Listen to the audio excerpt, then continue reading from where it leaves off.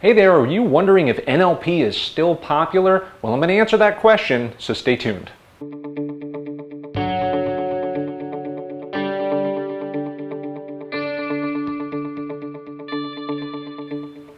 Alright, so welcome back, and again in this video we're going to be talking about the topic of whether or not NLP is still popular. And NLP, Neuro-Linguistic Programming, has been around for a very long time, since the late 60s, early 70s, and some people think even longer because of where its roots have come from.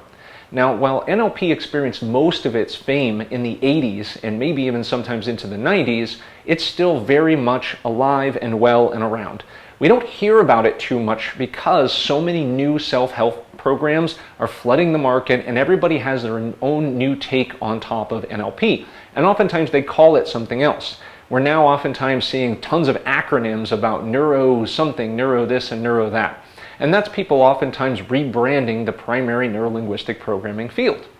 Now, you may have seen, for example, that sometimes people talk about neuro-linguistic programming as pseudoscience or it's disproven or whatever, and I really rail against this because there's a lot of points that you could pick apart on the primary arguments against neuro-linguistic programming. I won't get into that too much in this video. I want to create an entire video to talk about just that. But let's say that a lot of people out there now still very much believe in primary components of neuro-linguistic programming, and it is still very, very popular. Let's talk about one field in particular. It's sales.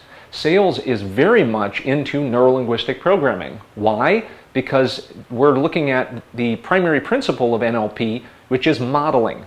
And what we want to be able to do is to take people who are very successful in one thing that they do really well, let's say for example sales, and we want to model what they're doing. We want to extract their strategy that makes them successful, and we want to be able to install those strategies in other people. I mean, think about it. How much more valuable would it be to take your top salesperson in an organization and replicate that person by a factor of 20? You'd definitely be able to increase lots of sales. So in neuro-linguistic programming, being very potent and powerful in the sales process, because what we're oftentimes trying to do in sales is to elicit the values and the beliefs of customers and their wants and needs so that we can mold our product presentation or let's say services presentation to fit the needs of that buyer so that it makes sense for them to purchase. This is a no-brainer. In lots of other contexts, neuro-linguistic programming is helpful as well. To me, the one thing I've pushed for many, many years, it's not all the NLP techniques, all the cool little techniques that people do internally, like the swish pattern and so forth. Those are very valuable techniques. But what's far more powerful is purely understanding language and communication. So I don't understand how something could go out of style. For example, teaching two people how to communicate effectively with each other by understanding the challenges that we normally have with communication by itself. So when we learn to understand and to listen for language, we can start to format our messages to the other person's model of the world. And when we do that, we get more effective communication. So NLP is got its components of it which have been highly criticized. One of those things might be, for example, the eye accessing cues or things that I think are overemphasized in the system.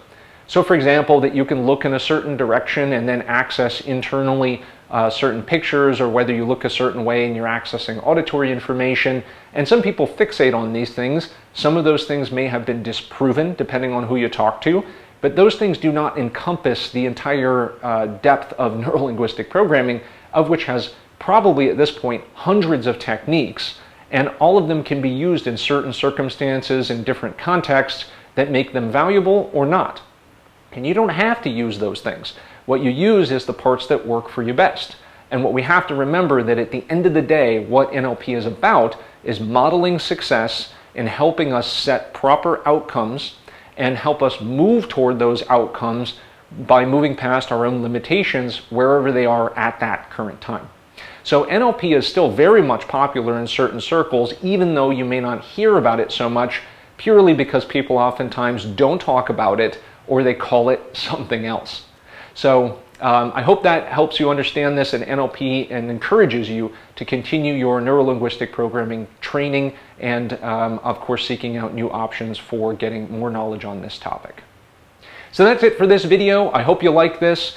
Do me a favor, if you like this video, you like this style, and you want me to do more of them, click that like button below so I get that thumbs up. And of course, feel free to subscribe to this channel. Comment below. Tell me what kind of videos you want to hear more about.